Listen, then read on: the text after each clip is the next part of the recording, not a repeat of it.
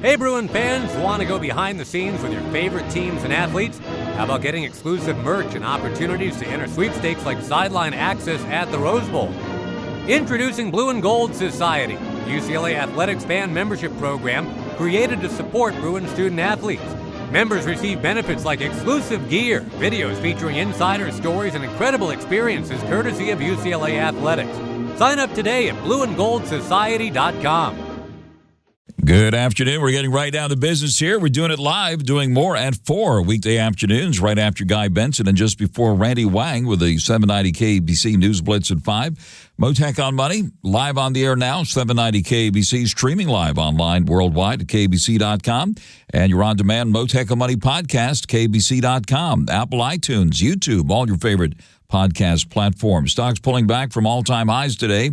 With the Federal Reserve in focus, they kicked off their big policy-setting meeting today. It'll be wrapping up tomorrow with a big announcement. The meeting will wrap up after a two-day meeting, announce a decision on interest rates and a statement on the economy, then a full-blown news conference from Fed Chairman Jerome Powell. The market's pretty confident now that the Fed will cut rates by a quarter percentage point. Traders currently see a 96% chance of a quarter-point cut and just a 4% chance of a jumbo reduction to the tune of 0.5%. That's seen as unlikely, but not out of the question. Ahead of that expected rate cut, we did see benchmark government yields pulling back with the yield on the 10-year note all the way down to 4.03%. That's the one that impacts fixed-rate mortgage rates out there. They've been hitting new lows for the year this week.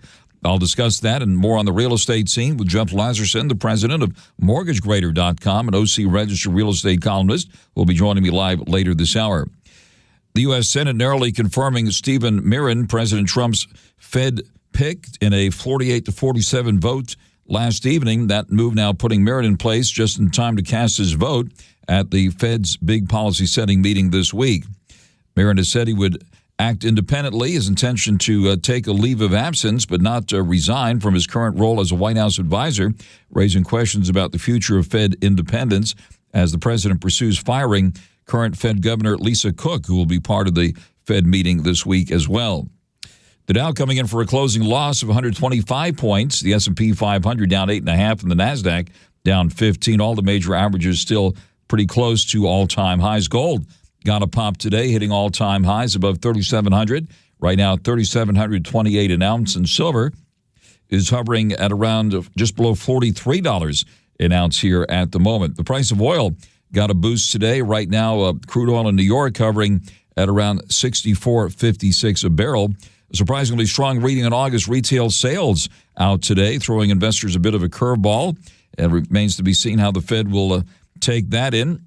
Tesla moving higher today after wiping out its year-to-date losses on Monday following CEO Elon Musk's purchase of shares in Tesla.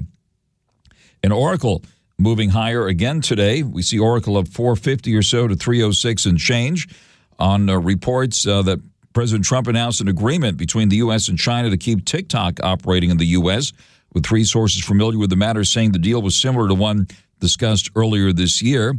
There's a report that Oracle was among a consortium of firms included in a U.S.-China TikTok deal. And we're watching what's happening with the trade talks involving China. We'll talk all about China here coming up later this hour with China expert Gordon Chang, Gatestone Institute senior fellow, author of numerous books on China, including his latest, Plan Red, China's Project to Destroy America. But first, on your money, the markets and the economy and the whole works now. Of course, crypto and gold, too. Joining us live, John NAJARIAN.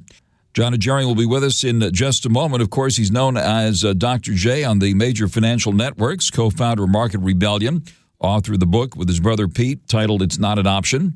And John NAJARIAN also has the laser eyes on, too, following the cryptos, which I'll take a look at here right now. We see Bitcoin pulling back $63 here at the moment at 116,762. Ethereum up 18 at the moment at 4,516. Solana at 238. That one has seen a pop lately. And Doge at the moment at 27 cents. Shares of Oracle up 451 today to 306.65. NVIDIA, the Magnificent One, pulling back by nearly $3 today at 174.88. And we see Apple shares up $1.45 at 238.15. Good afternoon now, John NAJARIAN. Good afternoon, afternoon, Frank Mottek. Great to be with you, sir. Thank you very much. On the eve of the Fed decision on interest rates, any surprises you think are expected tomorrow? No, I don't. I expect it's going to be a quarter point, not a half. So that would be a surprise if it is a half. I think the market would at first react positively, then negatively to a half-point cut, because I think they'd think things must be worse than they were led to believe if we needed to do a half-point cut.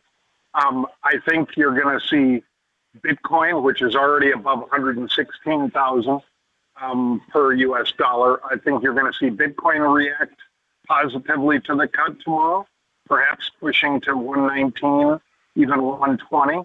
And I think the fact that gold rallied above 3,700 today, Frank, I think is a sign that people are also going to be buying gold if indeed the yield drops on U.S. 10-year and so forth. So I don't see any big surprises in the offing, but it's always possible.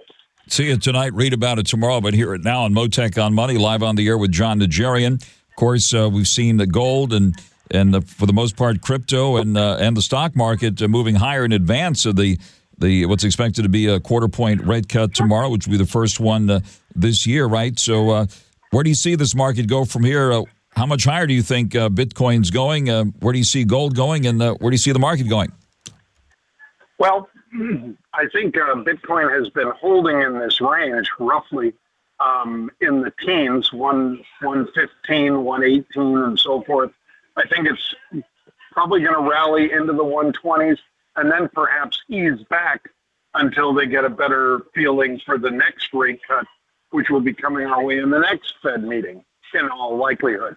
So I'd say overall, the cryptos are still doing just fine, but I think you're going to see more outperformance out of Ether or Ethereum, ETH, and Solana, SOL, than you are out of Bitcoin for the next several quarters. All right. What about this WorldCoin, which burst on the scene last week? Well, the Trump brothers are really putting a lot of effort into that, and that coin, I think, we'll see. I'm not. I have to admit, Frank, I have not bought any of that. It doesn't mean that it's not worthy. It's just I think the other coins are I have a better chance with, because I think a lot of these meme-ish coins, like Doge was a couple years ago, and like WorldCoin is now, or the Trump coin, or the Melania coin, any of the coins that are so tied to a personality like Elon Musk or the president or his wife, are not really the ones that I want to focus on right now. All right, we haven't heard Shiba Inu mentioned much lately either. Remember when that one was had that big pop and was, according to the late, great Scott Minerd, who was on this program frequently, noted that that trade in Shiba Inu was probably one of the greatest investment of all time, an $8,000 investment turned into billions. Yeah, there will be situations like that. I don't think any of the ones you and I have just... Hey, Bruin fans, want to go behind the scenes with your favorite teams and athletes? How about getting exclusive merch and opportunities to enter sweepstakes like sideline access at the Rose Bowl? Introducing Blue and Gold Society, UCLA Athletics fan membership program created to support Bruin student athletes. Members receive benefits like exclusive gear, videos featuring insider stories, and incredible experiences courtesy of UCLA Athletics. Sign up today at blueandgoldsociety.com. Actor Michael Rosenbaum, he knows some of the most talented people in the business, and now he's getting the inside story. Talking with Josh Duhamel. Did you ever suffer with anxiety? I would put tremendous pressure on myself to deliver, because if I didn't know what else I was going to do. David Tennant. If you could do Hamlet, nothing should make you nervous. I was on the floor of my dressing room in the fetal position. I've been there. The Inside of You podcast. I hope you enjoy the podcast. We talk about mental health and life and all that stuff. Thanks for being here. Follow and listen on your favorite platform. Just talked about, though, the WorldCoin or the coins named after the president or his wife are quite the same. But there will be others, and some of those may indeed be. These DATs, or digital asset treasuries, I think they are still, even though they've got over, for instance, 800,000 Bitcoins are in DATs right now. That's everything from Michael Saylor's digital asset treasury to a host of others. And if we extend that into Ethereum, we know that there are billions and billions just in Bitmine Immersion Tech, which is Mr. Lee, Tom Lee's company, where he is so active these days. So I think you're going to get plenty of opportunities to find coins and DATs that are perhaps offering more interesting returns than some of the Shiba Inus, at least as far as Shiba Inu is and where it is right now. All right, what about Ethereum? I love it. It is my largest holding in the cryptos right now. Solana is number 2, Bitcoin's number 3. And it's not because I don't believe in Bitcoin anymore, but it's because Bitcoin is really not transactional, at least in my mind. Bitcoin is a store of value. And the other two, in particular, Solana, can be, or even TON, T-O-N, tied to Telegram. I think those types of coins offer you more in terms of the friction is so much less, the proof of work and so forth that is involved with Bitcoin makes it not really feasible as a transaction vehicle. It's really just if you want to own some because it's going to go higher because of the limited supply, that's a fine thing, but it's not going to be used in restaurants other than the pizza that was bought a dozen years ago or more. Oracle bursting onto the scene last week with that big one-day gain, propelling Larry Ellison to the top of the world's wealthiest people list. He's off that top now with Elon Musk back on top. But Oracle shares up again today, up nearly $5 at 306 and change on this TikTok report. What do you make of the move in Oracle and whether this deal is going to go through? I think the deal does go through. I think the structure of it is why it will go through, and the fact that the president was playing chicken with China, and obviously the president won. He was willing to let TikTok go dark if they didn't acquiesce and basically bend to his will, as far as he does not want China controlling. They can own, but they can't control TikTok in the United States. And he was very adamant about that during the campaign as well as now. And I think in all likelihood, we're going to see Oracle and probably a number of other Mag 7 type stocks owning a piece, as well as the people who already own ByteDance, which include some of the folks over at Susquehanna, who are, I believe, the biggest U.S. owners of ByteDance, and thus TikTok in the United States. Zooming out to the Mag 7, and of course, historically, tech stocks have performed well in a lower interest rate environment. They're considered interest rate sensitive, especially the Magnificent One today, pulling back about $3 to $174 and change. We see Apple higher by $1.45 at $238.15. What are your thoughts here on those names and the rest of the Mag 7 here now? I think NVIDIA is just taking a slight rest. I think you're going to see Oracle with this huge 80-some-odd% move in 2025, which is astonishing to me and I think to virtually everybody on Wall Street that it is up so much this year. But I think you're going to see NVIDIA, which, as you just quoted, 174. I think it bounces between 165 and 185 and just kind of churns for a while. And then I think you want to own this one longer term, though, because they really still do make the best chips in the world, and that includes Lays and us. And we see Microsoft making news today as well, announcing a $30 billion investment in AI infrastructure and ongoing operations across Great Britain. The UK, this after Alphabet Google also initiated its own AI deal with the UK. Anything we need to know about that? And is that something that's getting your attention? It is.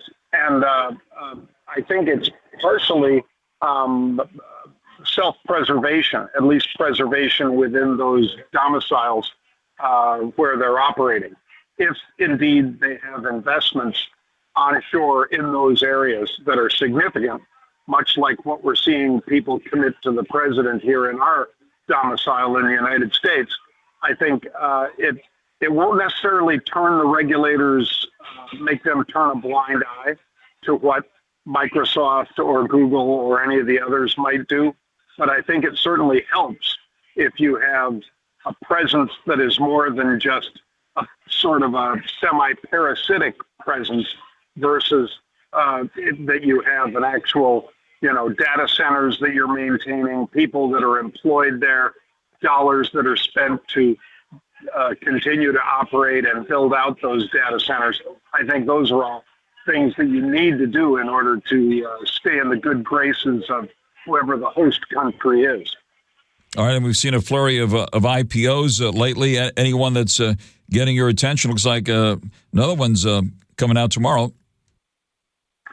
Yeah, we are seeing, I'd say the play there, by the way, Frank, is, as my brother always says, the play is Goldman Sachs, JP Morgan, Morgan Stanley, Jefferies, and so forth. In other words, bet on those investment banks that are the ones bringing these to light, as well as bringing deals together for the likes of Oracle and so forth. And this ByteDance even would fall in that same category. I think if you're looking at any of those, whether it's an IPO, whether it's mergers and acquisitions, or building out data centers for that matter, I think a lot of those investment banks are putting up the dollars for those deals, are doing the due diligence for those deals, and are reaping the rewards, the usual 5 to 7% rewards for those, billions or hundreds of billions of dollars that are being spent in that space right now.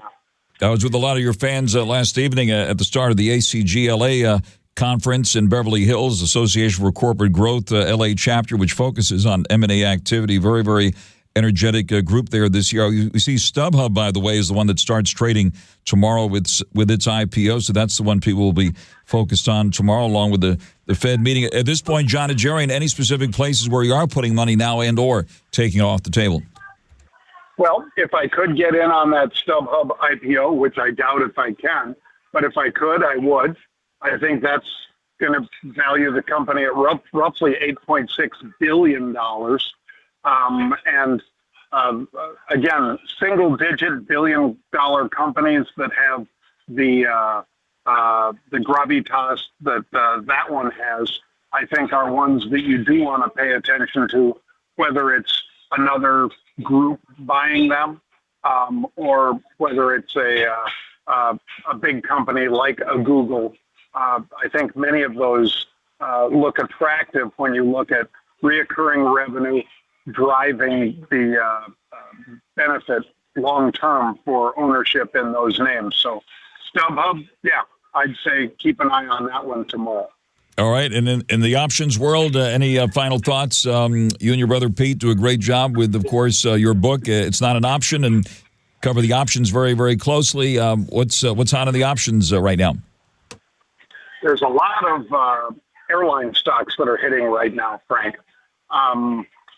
Obviously, crude oil, as you mentioned, bouncing around because of Russia, but it seems to be in a pretty tight range from roughly U.S. crude oil anyway, West Texas, roughly $60, $61 to about $66. And the more of those airlines, since that's their biggest cost, can basically lock in prices at these levels, I think they're going to do very well. I've seen JetBlue, Delta, and American, all three. That's DAL for Delta, JBLU for JetBlue and AAL for American, all of them getting fast money flows from institutions.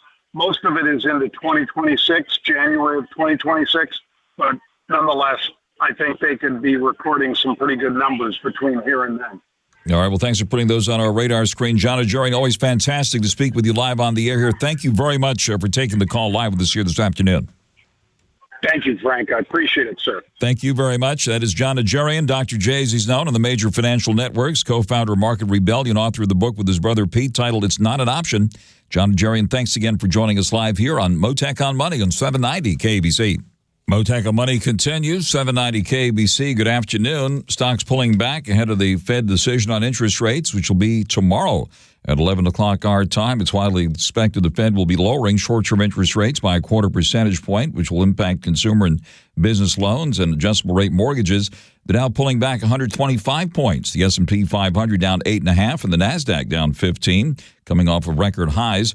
The yield on the 10-year note is back down to 4.03%. The price of gold getting a pop today, moving up to $3,728 and change here at the moment, up $3 and change. Silver is just below $43 an ounce at the moment. Bitcoin hovering just below 117. Ethereum at 4,516 at the moment. And Doge coming in at 27 cents. And now the latest news on 790 KBC. Frank Mottek here. Got a question for you. Thinking about selling your house? Well, if you are, I recommend you talk to Wedgwood Homes.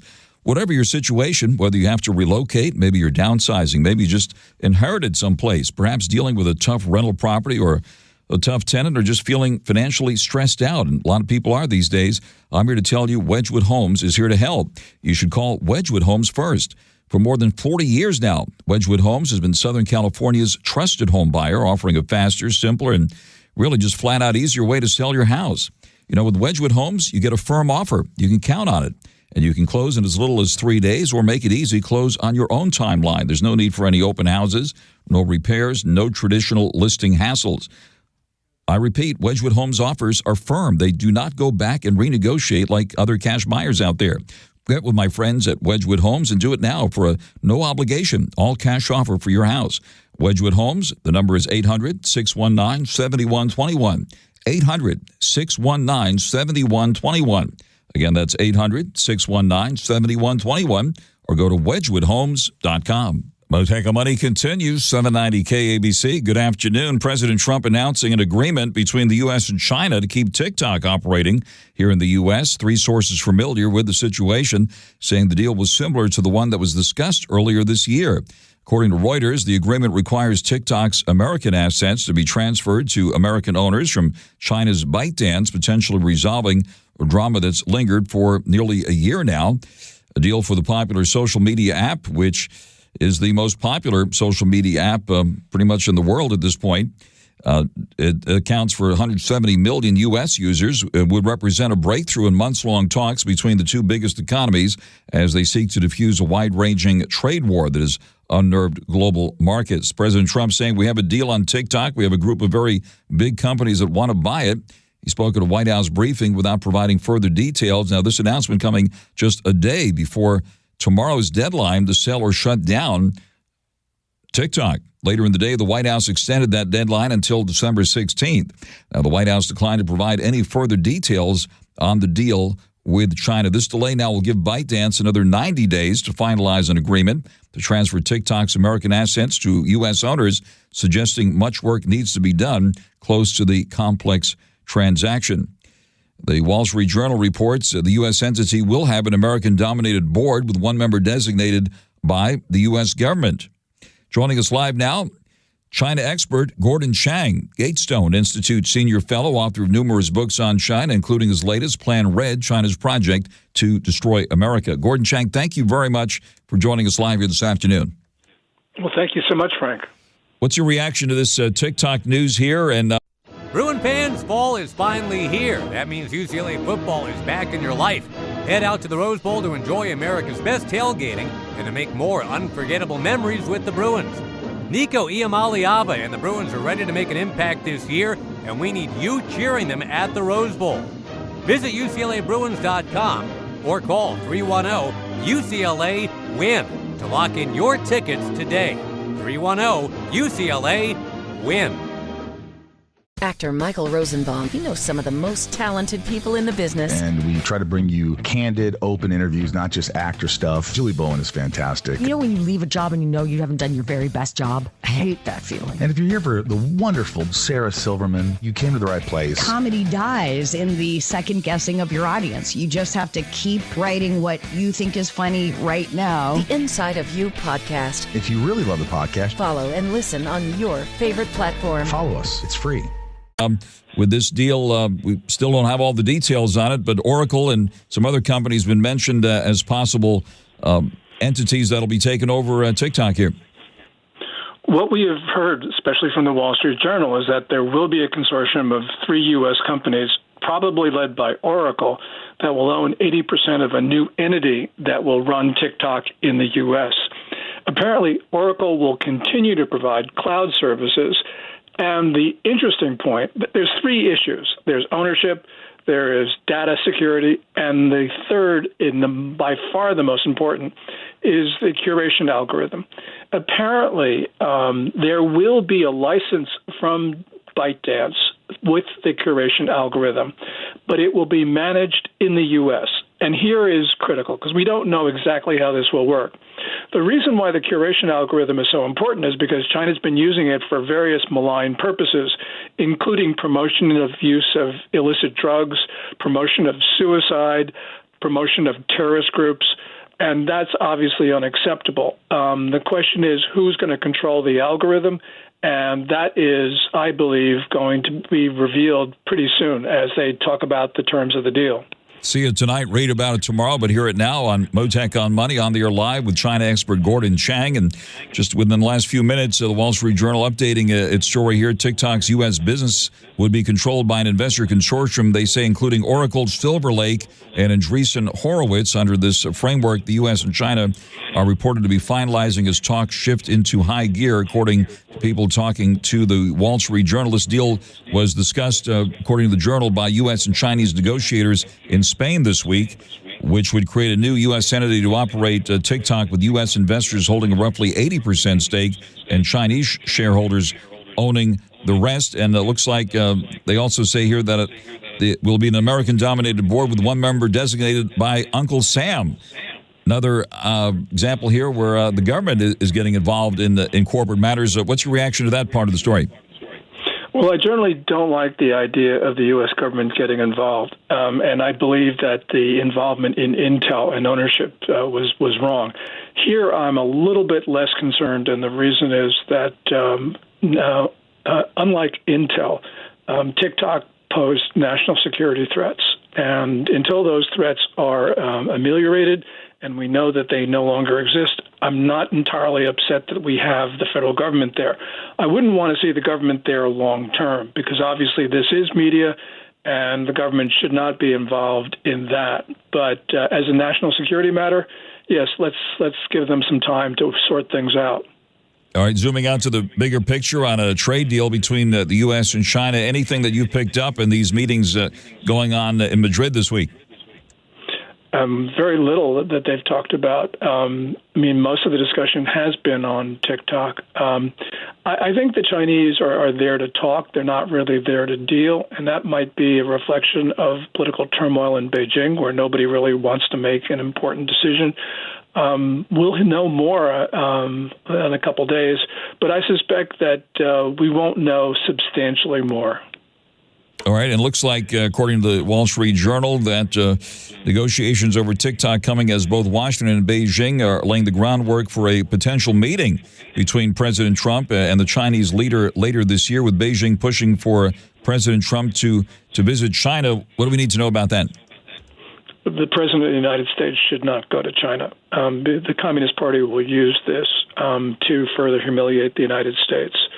The traditional Chinese view, and this goes back before communism, was that foreigners came to the grand Chinese capital to pay homage and to show their subservience to the emperor.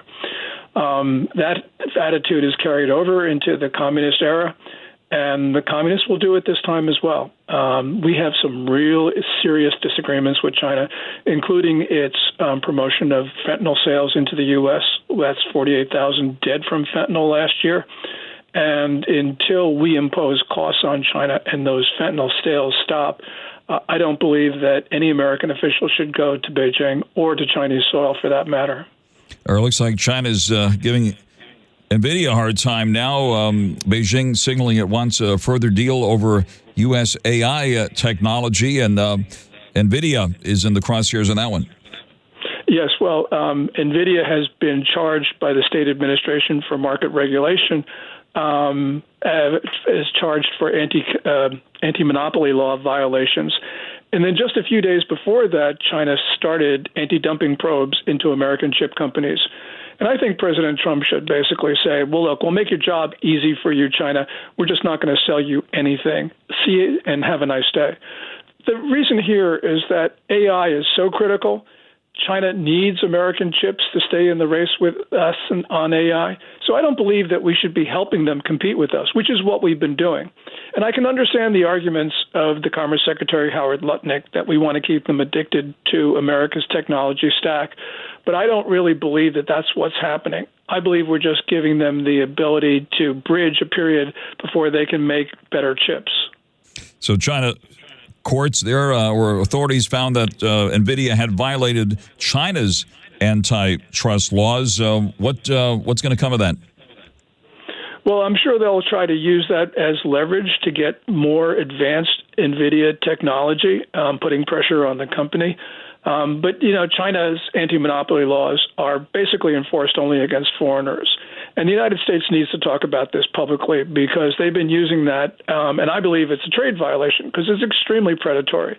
And they've been doing this for more than a decade, and we've been putting up with it for more than a decade. And I believe that that's wrong on our part. We need to talk about this and say we're just not going to deal with this anymore. China expert Gordon Chang, appreciate it as always. Thank you very much for taking the call live with us here. That's Gordon Chang, Gatestone Institute Senior Fellow, author of numerous books, including his latest Plan Red, China's Project to Destroy America, also on X at Gordon G. Chang. Live with us here on Mottek On Money on 790 KBC. Mottek On Money continues, 790 KBC. Good afternoon. You're going to be hearing a lot about interest rates tomorrow, with the Federal Reserve set to make a decision on interest rates, put out a statement on the economy, and then we'll be hearing from the Fed chairman himself, Jerome Powell, at a news conference. The announcement on the Fed's decision will be at 11 o'clock our time tomorrow, by the way, and the Fed's news conference will be at 11:30. We did see stocks pulling back today, pretty much from all-time highs today ahead of the big announcement, and tomorrow the Fed policymakers will be wrapping up a two-day policy-setting meeting. It's widely expected the Fed will be lowering rates by a 0.25 percentage point. That'll be the first rate cut of the year, which will impact such things as consumer loans, business loans, as well as variable rate mortgages. It'll impact the Fed funds rate, which ultimately impacts the prime lending rate. That's the rate banks charge their best customers, which currently stands at 7.5%. On the real estate front, we see more home builders cutting prices on newly built homes as home buying demand remains weak overall nationwide. They're hoping an interest rate cut from the Fed this week will change that. According to MarketWatch, home builder confidence was tepid in the month of September as housing affordability remained strained. That's certainly the case here in the Los Angeles area. Nearly 4 in 10 builders cut prices to boost sales as the market remained soft, the highest share in more than 5 years. Following all this very, very closely, joining us live now, Jeff Lazerson, the president of MortgageGrader.com, also Orange County Register real estate columnist. Jeff, thank you very much for taking the call here this afternoon. Thanks for having me, Frank. Let's start off with the rates. So on the Fannie Mae 30-year fixed, we're at 5 5/8%. So 5 5/8, not high fives, but almost middle fives, and that's up to $806,500. The 15-year fix is at 4.99%, and then the high balance, that's in the LA and Orange County, up to $1,209,750. The 30-year fix is at 5.99. The 15-year fix is at 5 3/8%, and then FHA and VA loans are at 5 1/4 for 30-year fix, and jumbo, anything over $1,209,750, that's at 5.99% at 1 point. Is this the lowest we've seen this year so far? Oh yeah. It's the lowest. I want to say I can't remember the last time it was this slow. I mean, for sure this year. And I'd have to go back into my my records and figure out when it was this low before. That's, you just gave me something to write about. Thank you.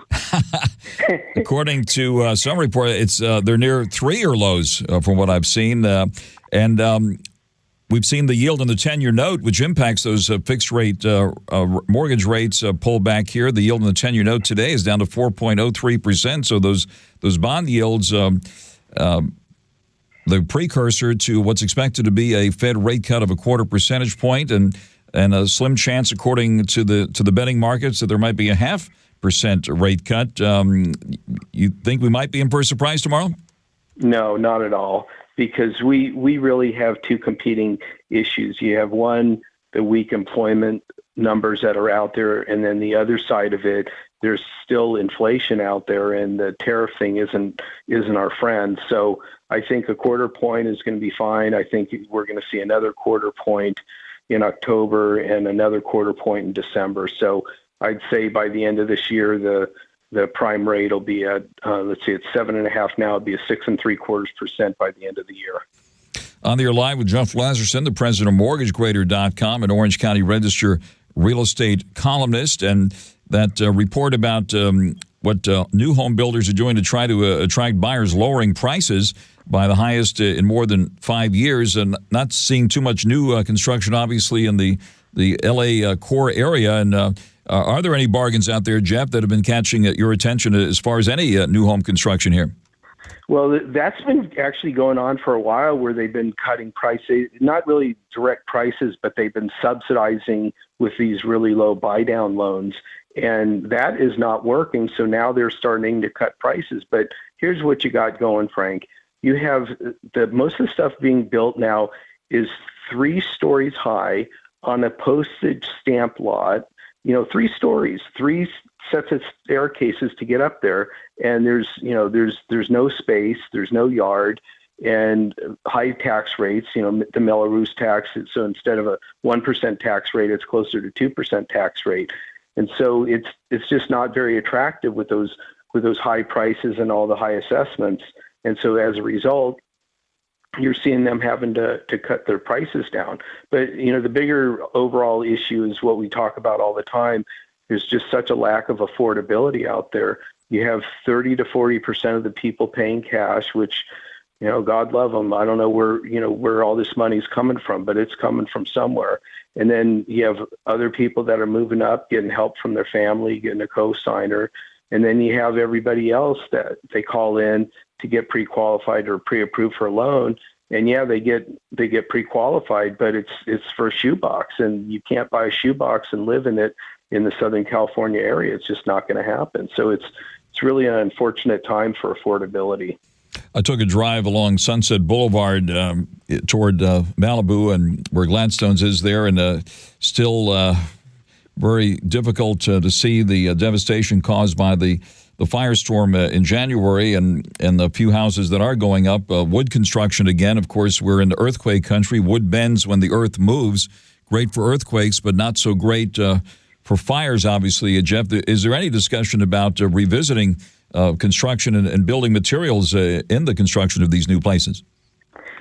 Frank, not that I've heard of. I talk to the fellow every now and again that is the president of the California Builders Association, and I haven't heard anything about that. I think is wood is the way to go for the long-term future. One of the things, though, that they're starting to step up the enforcement on is having setbacks and things like that around the houses, that it's more preventive fire things that they're doing. So it helps a little bit, not a lot. And of course, the roofs and the vents and stuff. There are some small things that can be done to prevent these bigger fires, but overall, it's still wood. On the live with Jeff Lazerson. And Jeff, on the price front, are we seeing downward pressure here now? And with the interest rates coming down, are we going to see upward pressure once again? Well, we're going to see upward pressure, but it's not until rates get into the low 5s, because Freddie Mac rates are about a 0.5 point or so, or 0.75 point higher than they are here. Freddie is at 6.35% as of last week. and locally we're at 5 5/8%. So when the word gets out that they're in the middle and low fives, then you'll see more people coming out. But they hear about the Freddie rate being higher, and they don't think it's good. But in LA, of course, we have much lower rates than the national average. But locally, it's starting to get busier. I mean, I've for sure have gotten busier with both purchases and refis. So next up will be firming of the pricing, but it will take a little while. All right, there's a word we haven't heard in a while. Refi. When does it make sense to refi? If you have a rate over 6.25% right now, you're paying too much. So, Jeff, thank you very much for joining us live here on Mottek On Money on 790 KBC. That is Jeff Lazerson, the president of MortgageGrader.com, also Orange County Register real estate columnist. And I think we were tipped off to what his article is going to be about this weekend, and that conversation we just had live with Jeff. Jeff, thank you again very, very much for joining us here. So all eyes on the Federal Reserve tomorrow at 11 o'clock. That's when we'll get the announcement, and we'll see undoubtedly some reaction in the financial markets as well. It's widely expected there'll be a 0.25% cut in the benchmark Fed funds rate, which ultimately affects the prime lending rate, which now stands at 7.5%. It's expected to come down to 7.25% after the Fed announcement tomorrow. Stock market pulling back from record highs today. The Dow down 125, the S&P 500 down 8.5, the NASDAQ down 15. Stay tuned now for the 790 KBC News Blitz with Randy Wang, and I'll be back with more at 4 tomorrow afternoon right here on Mottek On Money, 790 KBC. Bruin fans, fall is finally here. That means UCLA football is back in your life. Head out to the Rose Bowl to enjoy America's best tailgating and to make more unforgettable memories with the Bruins. Nico Iamaleava and the Bruins are ready to make an impact this year, and we need you cheering them at the Rose Bowl. Visit UCLABruins.com or call 310-UCLA-WIN to lock in your tickets today. 310-UCLA-WIN.